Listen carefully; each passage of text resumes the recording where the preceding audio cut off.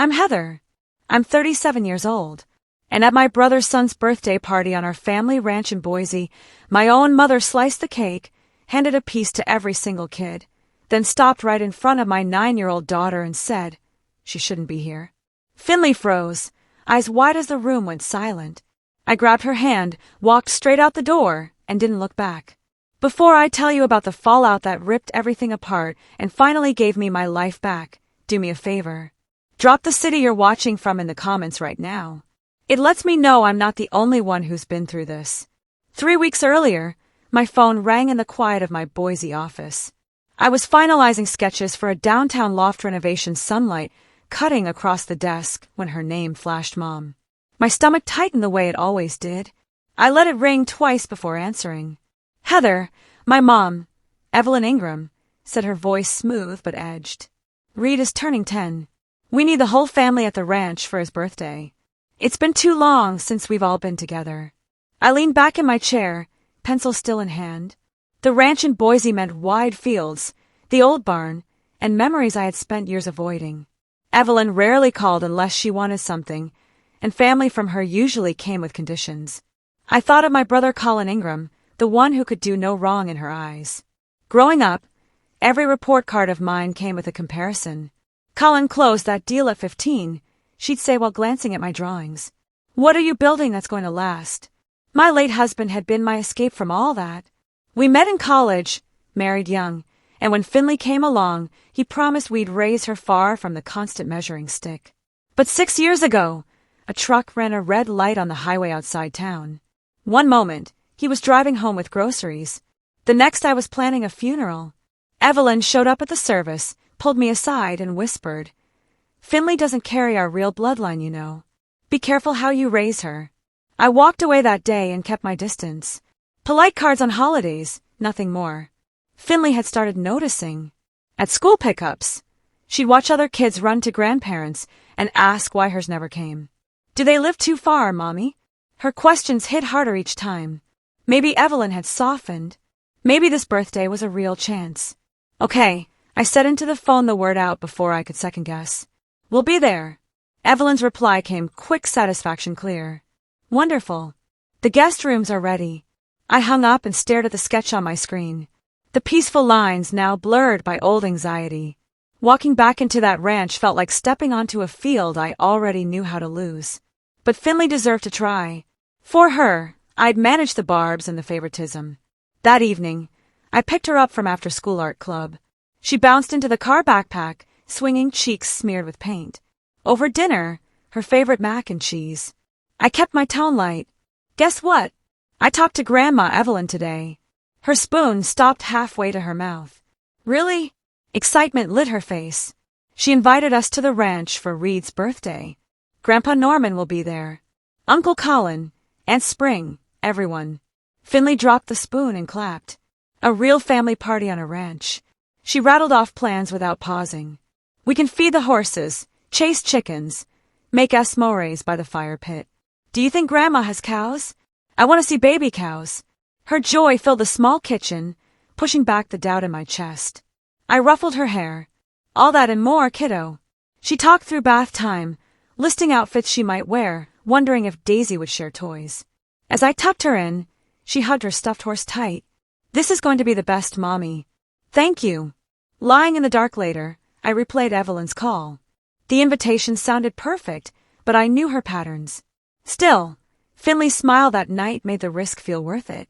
I had built a life here, steady clients, a cozy apartment, friends like Sam who knew the whole story. The ranch was just one weekend. I could shield her from the worst. The next morning, Finley woke early, already sketching a barn on her tablet. "For Uncle Colin's present," she explained. I watched her add details, a red roof, tiny windows, and felt a mix of pride and worry. She wanted so much to fit in.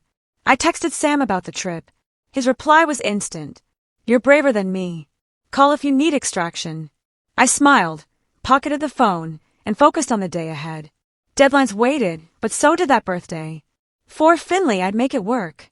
The next afternoon, Finley spread craft supplies across the kitchen table. She had begged to start Reed's birthday card early, pulling out colored cards, stock markers, and a bag of foam stickers shaped like horses. I watched her fold the paper carefully, creating layers that would pop up when opened.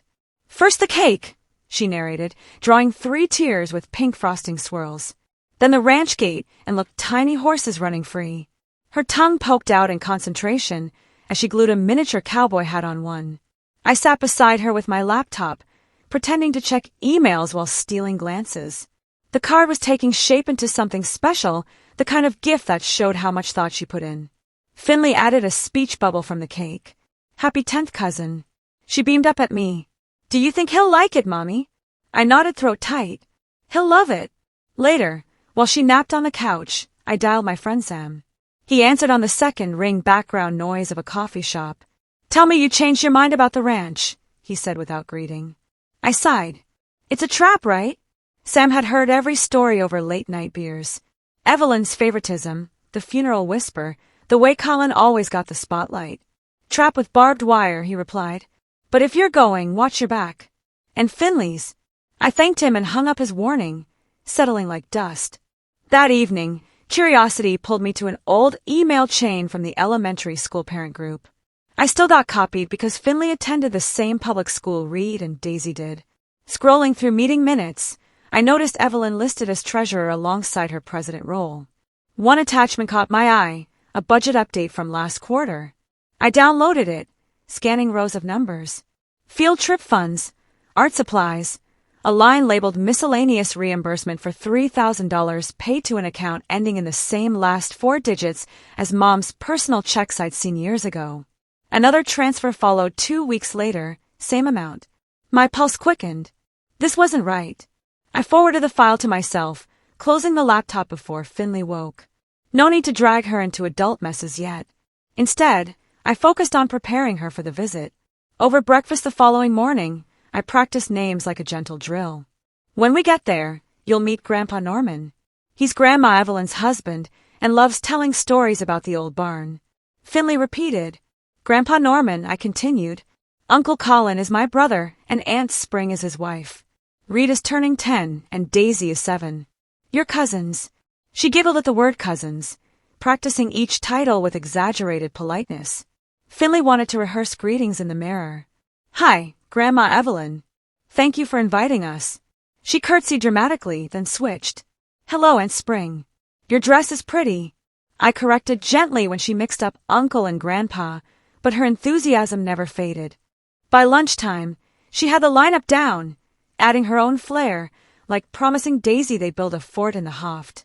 I packed an overnight bag for each of us, folding Finley's favorite jeans and the sparkly sneakers she insisted on wearing.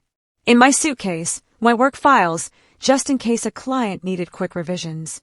The budget email stayed buried in my inbox, a quiet alarm I couldn't ignore but wasn't ready to sound. Sam texted again. "Hydrate and remember you control the exit." I replied with a thumbs up, then turned to Finley. She was adding final touches to the card, a glitter border around the horses. "Almost perfect," she declared, holding it up for inspection. We spent the afternoon baking practice cookies, shaping them like cowboy boots because Finley decided Reed needed a preview treat. Flour dusted the counters as she measured chocolate chips with careful scoops. "Grandpa Norman will eat 3, she predicted. "Uncle Colin likes the edges crispy." Her imaginary family interactions filled the kitchen with laughter, easing the knot in my stomach. By bedtime, the card stood propped on her dresser, ready for the trip. Finley fell asleep, clutching a small toy horse, dreaming out loud about galloping across fields. I lingered in the doorway, watching her chest rise and fall. The emails waited, but so did her excitement. I'd handle one challenge at a time. Saturday morning, we pulled up the gravel drive to the ranch. Finley pressed her face to the window, pointing at the red barn and white fences stretching across the green fields. I parked near the horse stables where a couple of animals poked heads over stall doors. The air carried fresh hay and distant barbecue smoke from the outdoor setup. Finley clutched her pop-up card like a treasure as we grabbed our bags from the trunk. Mom met us at the porch steps, arms open for a quick hug that felt more duty than warmth. "You made it," she said, eyes scanning Finley before turning to me. "Parked in the usual spot." "Good." Dad waved from the grill area, flipping burgers while chatting with neighbors already milling around long picnic tables under string lights. Colin and Spring arrived minutes later, unloading coolers from their truck. Reed bolted ahead, high-fiving friends near a bounce house set up on the lawn. Daisy trailed behind, clutching a stuffed pony. We headed to the main table covered in checkered cloth, plates stacked high with chips and salads. I counted seats exactly enough for the adults and kids Mom had invited, but no extra. Finley tugged my sleeve. "Where do I sit, Mommy?" Mom glanced over. "Oh, we can squeeze in a folding chair at the end." She disappeared into the house and returned with a rusty metal one, placing it crookedly past the last spot. Finley climbed up knees, barely fitting under the table edge. Finley held out her card proudly. "I made this for Reed." Mom took it, flipping open the pop-up briefly. "Cute effort," she muttered, then walked inside and slid it onto a cluttered shelf in the entryway closet among old coats and boots. Finley watched the door close, lower lip quivering for a second before she forced a smile. Game started soon after. Kids chased each other around hay bales while adults sipped lemonade. Mom gathered a group near Daisy who twirled in a frilly dress. "Look at this little lady, pure Ingram grace with those curls," Mom announced loudly. Daisy beamed, accepting compliments. Finley edged closer, but a splash of juice from a nearby cup dotted her white skirt. Mom noticed immediately. "Careful there, don't go ruining nice clothes on the dirt." Finley brushed at the spot, uselessly, cheeks flushing. Colin joined the circle, arm around Reed. "Big news. Reed just earned a full scholarship to the junior riding program downtown." Applause rippled through the guests. Reed stood taller recounting jumps he'd mastered. Spring added details about early morning practices. I congratulated them, but Mom dominated the praise. "That's my grandson, always exceeding expectations." Finley tried joining the kids' line for pony rides. The handler waved her through, but Mom intercepted. "Those boots aren't broken, and stick to the petting zoo area." Finley obeyed, stroking goats instead, while watching Reed trot circles on a spotted horse. Lunch, plates circulated hot dogs, corn, claslaw. Finley reached for a second helping of chips, and Mom shook her head. Easy on the snacks before cake. Yet she piled extra onto Daisy's plate without comment. I helped serve drinks, keeping an eye on Finley wedged at her awkward seat. She chatted with a neighbor's child about school projects, voice bright despite the slights. Dad pulled me aside near the stables. "Your mom's in her element hosting," he said quietly. I nodded, not trusting words. Colin demonstrated roping tricks for the boys, Reed mimicking perfectly. Spring organized a sack race, pairing Daisy with winners. Finley participated but tripped early, landing in grass. Mom called out, "Up you go, no harm done." But her tone carried dismissal. As sunlight shifted, more families arrived, filling every corner of the yard. Finley stayed close to the petting area, feeding carrots to rabbits. I refilled water stations, overhearing Mom boast to a parent about Colin's latest real estate closing. The party hummed with laughter and music from a portable speaker. Finley waved me over to show a lamb nuzzling her hand. "It's so soft," she whispered. I knelt beside her, brushing dirt from her knees. Cake time approached. Tables cleared for the main event. Mom carried out a massive sheet cake, decorated with fondant horses, and a big 10 candle. Guests sang as Reed leaned in to blow. Finley stood on tiptoes for a better view, eyes wide at the sparkler effects. Plates, distributed forks ready. Mom cut generous squares, passing them down the line. My phone buzzed with an urgent client call. The developer from Salt Lake City needed immediate revisions on a lobby layout before their Monday presentation. I glanced at Finley playing tag with other kids near the bounce house and signaled I'd be quick. Mom nodded absently while directing cleanup of lunch scraps. I slipped into the guest room, set up my laptop on the dresser, and joined the Zoom. The connection lagged at first, then stabilized as I shared screens and marked changes in real time. The meeting dragged with questions about material samples and lighting angles. I muted during pauses to check texts, none from Finley. Voices filtered through the closed door. Laughter from the yard, clinking dishes, Red shouting victory in a game. 40 minutes in, the client approved the updates and ended the call. I saved files, closed the program, and stepped out, expecting to find Finley at the dessert table. Instead, I spotted her alone on the back porch steps, knees pulled to her chest, staring at the ground, no plate in sight. I hurried over and sat beside her. "Hey, sweetie, what's going on?" Finley looked up, eyes red-rimmed. "They gave everyone cake except me." Her voice cracked on the last word. I wrapped an arm around her shoulders. "Tell me exactly what happened." She took a shaky breath. "After you went inside, Grandma Evelyn cut the cake. She handed pieces to Reed first, then Daisy, then all the other kids. When she got to me, she just skipped. One of the moms asked if I wanted some, and Grandma said loud enough for everyone to hear, 'She doesn't belong at this family party.'" Finley wiped her nose on her sleeve. The kids stared, then went back to eating. I came here so no one would see me cry. Anger surged hot in my chest, but I kept my tone steady. "You did nothing wrong. Stay right here. I'm getting you cake." I stood scanning the crowd. Mom stood near the kitchen door, chatting with Spring, both holding empty plates. Colin loaded gifts into his truck. Dad manned the ice chest, offering sodas. I marched to the dessert table where leftover cake sat under a mesh cover. A neighbor lady noticed. "Help yourself, plenty left." I grabbed a paper plate, cut a corner piece with extra frosting, and added sprinkles Finley liked. On my way back, I passed the open kitchen window. Mom's voice carried out clearly as she spoke to Spring inside. I meant what I said. She shouldn't be here acting like part of the celebration. Spring murmured something low. Mom continued, "This day is for real family milestones." My hand tightened on the plate. I sat it down quietly on a side table, pulled out my phone and hit record. Stepping closer to the screen door, but staying out of sight, I captured every word as Mom repeated the line with emphasis. "She doesn't belong at this family party, and that's final." The clip lasted 20 seconds before Spring changed the subject to cleanup duties.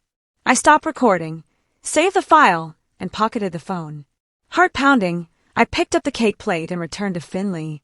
She managed a small smile when I handed it over. "Chocolate with horses on top." I pointed to the fondant decorations. "Your favorite kind." She dug in slowly, savoring each bite while I sat guard. Other kids ran past chasing balloons, oblivious owl. Dad wandered over with 2 juice boxes. "Everything okay?" he asked, handing one to Finley.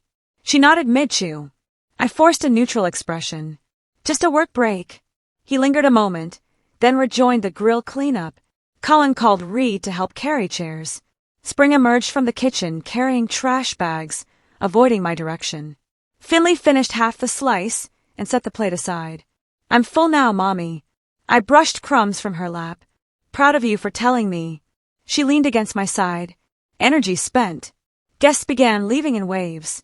Cars crunching down the drive. Mom waved goodbyes from the porch. All smiles for departing families. I gathered our things, discreetly folding Finley's jacket over my arm. The recorded words looped in my mind, fuel for what came next. Finley stood when I did, ready without question. We slipped toward the car amid the thinning crowd. That evening, after tucking Finley in at home, I sat at the kitchen counter with my laptop open. The drive back had been quiet, Finley asleep most of the way, her head against the window. I replayed the video clip on mute Moms, words sharp even without sound. Forwarding it felt like crossing a line, but ignoring it wasn't an option. I attached the file to an email from my attorney, Lisa Grant, a woman I'd hired years ago for freelance contracts and trusted with tougher issues. Subject line, urgent family matter evidence. I added a brief note. Need advice on next steps. Possible misuse of school funds tied to this. Lisa replied within minutes on it. Send any other details you have. I dug through my inbox for those old parent group emails, forwarding the budget attachment I'd flagged earlier. The numbers stared back 3 separate transfers totaling $15,000, all marked as reimbursements but lacking receipts. I included screenshots of the account digits, matching what I remembered from Mom's holiday cards. By midnight, Lisa called. The video is damning on its own for emotional distress, but the financials elevate this. She said, voice steady over the line. I access public records through the school district portal. Those transfers route to an account in Evelyn's name. No supporting invoices filed with the treasurer reports. She paused. This looks like embezzlement from PDA funds. Small town, but still felony level if proven. I leaned against the fridge processing. What can we do without dragging Finley through court? Lisa outlined options. Anonymous tip to the school board, full report to authorities, or timed release to force resignation. The upcoming fundraiser at the community center. Evelyn's chairing it right. Perfect leverage if you want minimal fallout for the kid. We mapped a plan. Lisa would compile a dossier video timestamp transfer logs district bylaws on fund handling. I'll redact anything identifying Finley, she assured. Focus stays on the money. I thanked her, hung up, and stared at the ceiling. Sleep came in fits dreams, mixing cake frosting with spreadsheet rows. Morning brought routine school drop-off client emails, coffee strong enough to cut fog. Finley seemed resilient, chattering about a class art project. We're making paper horses. I smiled, hiding the weight. Sam texted, heard you left early call. I replied later, filling him in without specifics. His response, smart move consulting Lisa. Throughout the week, Lisa updated via secure messages. She cross-referenced bank statements obtained legally through a contact at the credit union. Mom's personal account showed deposits matching the PDA withdrawals exactly. One labeled event supplies, another guest speaker fee, the third emergency repair. No vendors listed, no bids. Lisa attached scanned copies watermarked for confidentiality. I reviewed everything during lunch breaks printing pages at a coffee shop far from home. The total hit $15,000, even siphoned over 6 months. Lisa noted patterns transfer spiked before Mom's personal trips like that cruise last spring. Clear misuse. She wrote, board will act fast to avoid audit. Finley noticed my distraction one night over homework. Mommy, are you mad about the party? I closed the folder, working on making things fair. She accepted that returning to math problems.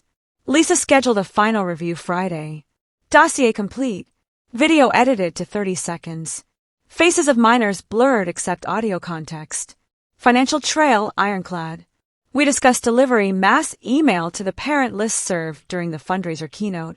Anonymous sender trace to public library IP if needed. No direct confrontation. Maximum pressure. I agreed. The event loomed a week away. Booth silent auction Mom's speech on community unity. Lisa sent the compiled file PDF with exhibits video embedded. Ready when you are. I saved it to a USB drive, labeled innocently as Booth Designs. Days blurred with work deadlines, but the plan anchored me. Finley practiced a school play line in the mirror, unaware of the storm building. Sam offered backup. I'll be at the fundraiser crowd if you need a wingman.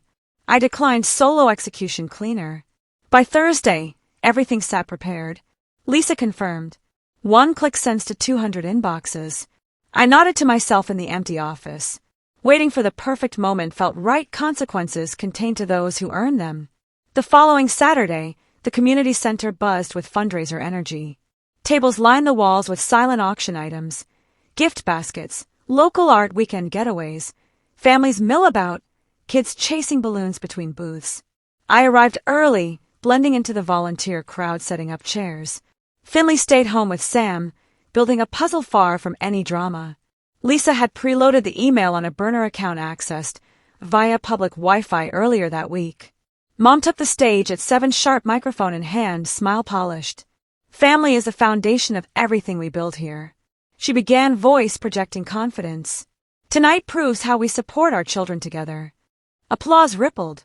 She continued praising PDA initiatives, naming donors, outlining goals for new playground equipment. From a corner table near the exit, I opened my laptop discreetly under a stack of flyers. The draft weighted subject critical PDA transparency update attachments. The video clip and financial exhibits recipient list pulled 200 parent emails from the directory. I hovered over send heart study. Mom wrapped her speech. Let's make this year unforgettable. Click. The email fired to every inbox. Phones began lighting up around the room. A father nearby frowned at his screen, showed his wife. Whispers spread. Mom stepped down amid confused glances. Someone pulled up the video on a tablet, audio clear over the murmur. Gasps followed the transfer screenshots. By 8, the superintendent arrived unannounced, pulled Mom aside near the entrance. Board members huddled with clipboards. I slipped out before questions turned my way. Sunday morning, my phone rang with Dad's name. I let it go to voicemail first, then listened. Heather, the board met emergency session.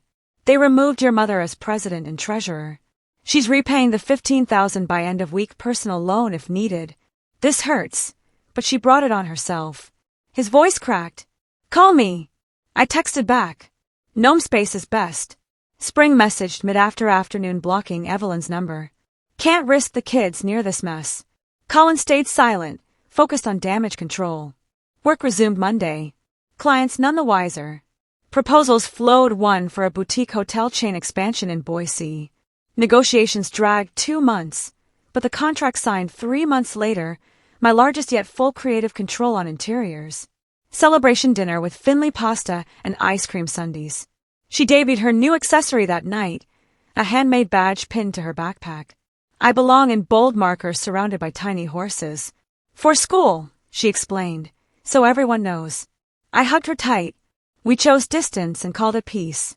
No holiday cards returned, no forced gatherings. Mom's social circle shrank. Rumors replaced invitations. The lesson burned clear. Favoritism poisons roots and stolen trust demands repayment in full. Thank you for staying until the end. Drop your thoughts below. What would you have done in my shoes?